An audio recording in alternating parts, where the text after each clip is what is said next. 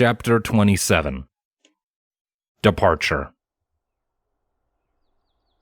Scarlet, Primrose, and Lens had spent another whole week on the Apple family farm, giving the wounded time to recover and Lens time to poke and prod at the lamp. Between bouts of rest and study, Scarlet and Lens had done their best to make themselves useful by helping out around the farm wherever they could. As Scarlet continued to insist, it was the least they could do to pay the Apples back for housing them for so long. It had been a restful and refreshing week, to say the least. For the duration, Scarlet had finally started to feel like a regular mare again for the first time in months.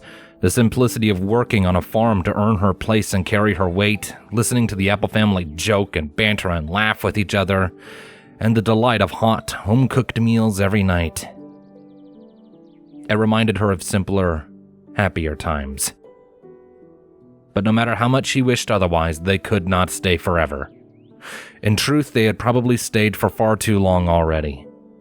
With every day that passed, the creeping fear that Silent would finally recover and resume his hunt gnawed at her more and more.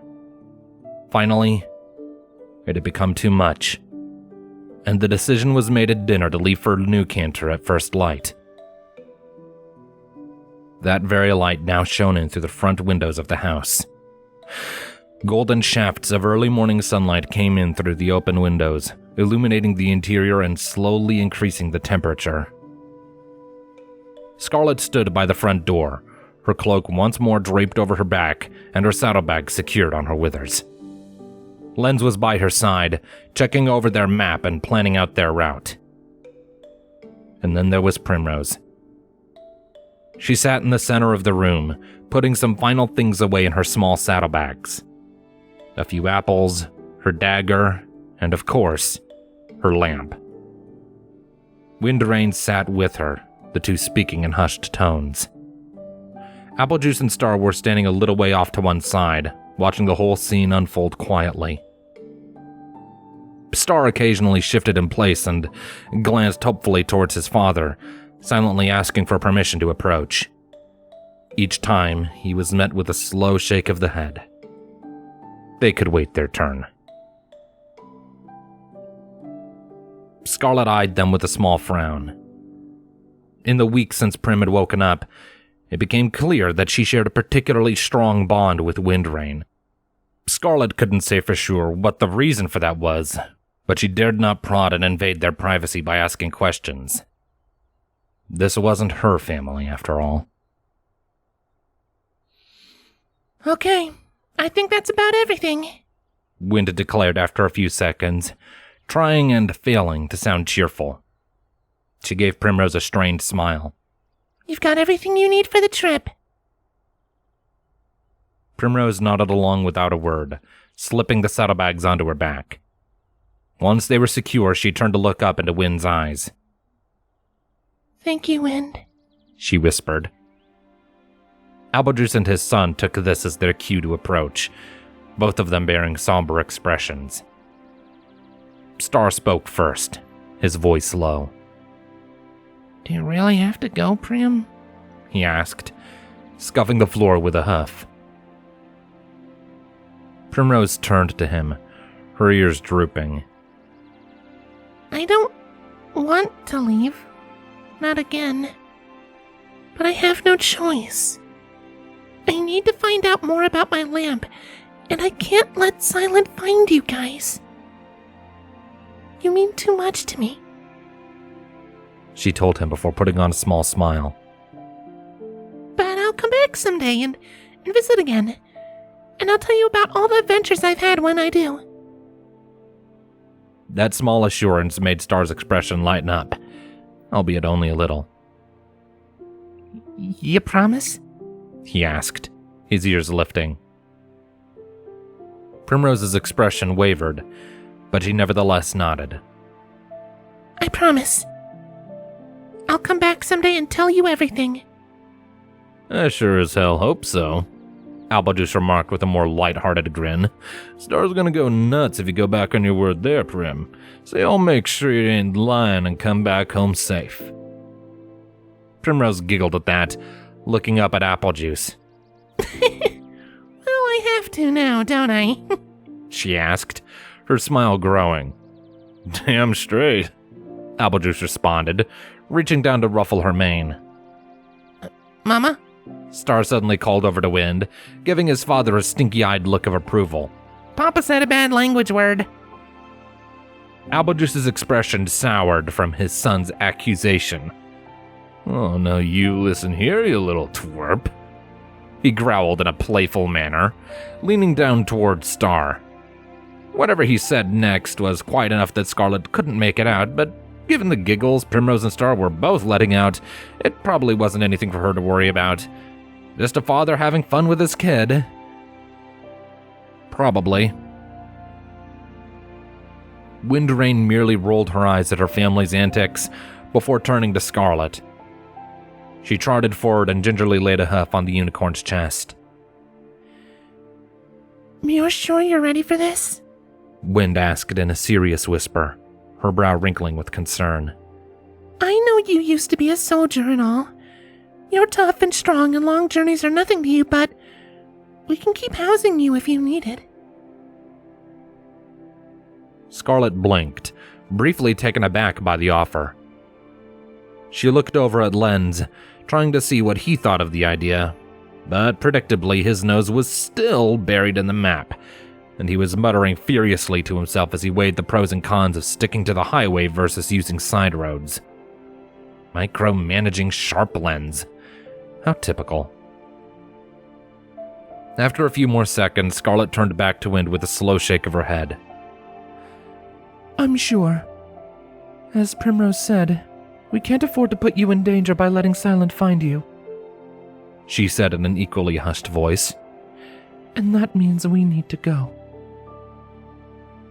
Windrain nodded slowly, seemingly unsurprised by the answer, though nonetheless disappointed. She let out a quiet breath, her eyes looking down towards the floor. Right. Of course. She mumbled to herself. After a moment, she met Scarlet's gaze again. Just promise me you'll take good care of Primrose for me. Please? Scarlet didn't even hesitate. As if she were my own flesh and blood, she said, bowing her head. I'll guard her with my life to the very end. This I swear to you. The next words caught in her throat for a second before she forced them out. As one mother to another. Wind's eyes widened in surprise. One mother to... You have a child? Scarlet's hoof drifted up to gingerly caress the metal yoke of her cloak, fond memories now forever stained with blood flickering before her eyes. Her ears lowered and she visibly sagged. Lens must have taken notice of her sudden loss of posture, as she felt his hoof pressed into her shoulder to offer her some support. A small gesture, but one that she felt very grateful for all the same. After a moment, Scarlet nodded, lifting her gaze to meet Wind's. I used to. Wind tilted her head in confusion for a second. You used to? She asked quietly, not quite registering the morbid implication. Thankfully, it didn't take long for it to click into place, sparing Scarlet the grueling task of recounting even a fraction of the tale. Realization dawned on Wind's face, her hoof wandering up to cover her mouth. Oh no, no, no, no. Oh my word. Did you lose them? Scarlet's hoof tightly curled into the fabric of her cloak to anchor herself to the here and now. She screwed her eyes shut and sucked in a deep breath, forcing herself to stay composed. Yes, she said quietly, her voice breaking for a moment. A few months ago. I would rather not speak of it. She felt Lens's grip on her shoulder tighten, steadily bringing her emotions back into line. Wind was quiet for several seconds. Then, to Scarlet's surprise, she leaned in and gave her a warm hug, squeezing her close. I am so sorry, Wind whispered to her. I am so sorry. You have my condolences. Scarlet was quiet for several seconds, momentarily reminded of how those same words had been emptily echoed to her over and over again back in Swan Run. For a moment, the same irritation flared in the back of her skull before she was able to rein herself in. She knew it was genuine this time. With a sigh, she returned the hug with one hoof. She didn't say anything, though. After a few seconds, Wind backed away and put her hoof on the yoke as well.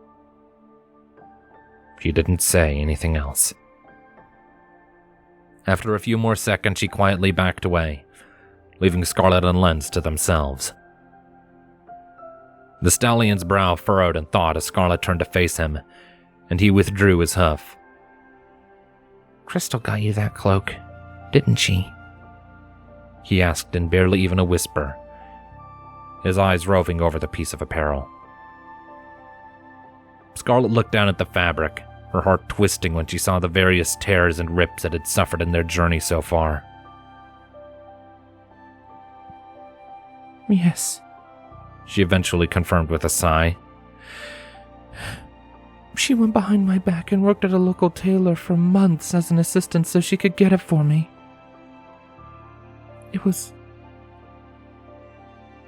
was for our trip to come see you. Lens was quiet. He folded up the map and placed it back in his saddlebags before leaning in to offer Scarlet an affectionate nuzzle, one she swiftly returned. The two remained that way for several moments before Scarlet cleared her throat and turned back to Primrose, who was currently enveloped in a group hug with Apple Juice and Apple Star. Primrose, she called, drawing a surprised look from all three of them. We need to get going. Finish your goodbyes. Does she have to? Star repeated for what was probably the millionth time. Does she really gotta go? She does, boy. Applejuice answered with a slow nod. He released Primrose from his grasp and looked into her eyes. Now you all be a good filly, you hear me? I will, Primrose replied, standing up to her full height. She paused, her ears lowering. I'm going to miss you. We're gonna miss you too, Juice replied, ruffling her mane. But we know you're in good hands. He looked directly at Scarlet as he said that. She gave him a dutiful nod before using her magic to open up the door. Primrose hesitated for a moment longer before shuffling back a few paces. She glanced over at Windrain, who smiled and nodded at her encouragingly. Go on, sweetie, she said. We'll be here when you come back. Primrose relaxed at that, her ears lifting. She held her head high, and when she spoke again, it was loud enough for every pony to hear her. Thank you for saving me. All of you. Goodbye. And with that, she turned and made her way to Scarlet's side, her jaw set and her expression determined. Scarlet felt a small amount of surprise, seeing the usually timid filly with such a look. I shouldn't be surprised, she told herself after a moment, smiling. She has a lot to come back to, and promises to keep. So, shall we? Lens asked, scuffing the floor and glancing nervously back towards the apples. I mean, we have a long way to go, so if there's anything else we need to do before we go... We're ready, Scarlet assured him. She turned and slipped out through the door, Primrose following close behind her, followed shortly by Lens. Once they were out, she went to close the door, but she hesitated when a thought occurred to her. She bit her lip before turning back to face the family that had so generously offered their home to her when she had needed the help the most. Her face lit up with a warm smile. And thank you. All of you. Thank you for everything. It was our pleasure. Wind replied with a nod and cheery smile, her family nodding in agreement. Be careful out there, Applejuice added. And bring Primrose back, Star concluded with a small jump. She promised me she would. Make sure she keeps her promise, would you? Scarlet smiled back and nodded at all of them. I will. Farewell, she said with finality, then closed the door. She, Lens, and Primrose stood in silence for a moment after that, allowing themselves to be enveloped in it. Scarlet took a long, deep breath, then turned to face the path ahead of them. It wove through the community for a time before leading off into the distance, vanishing between the grassy foothills and pockets of trees. It was going to be a long journey. Scarlet held her head high and drew in a deep breath. let's go, she said simply, starting into a brisk trot. Lens and Primrose were quick to match her pace, and together, the trio made their way out of Hoofrest Shire.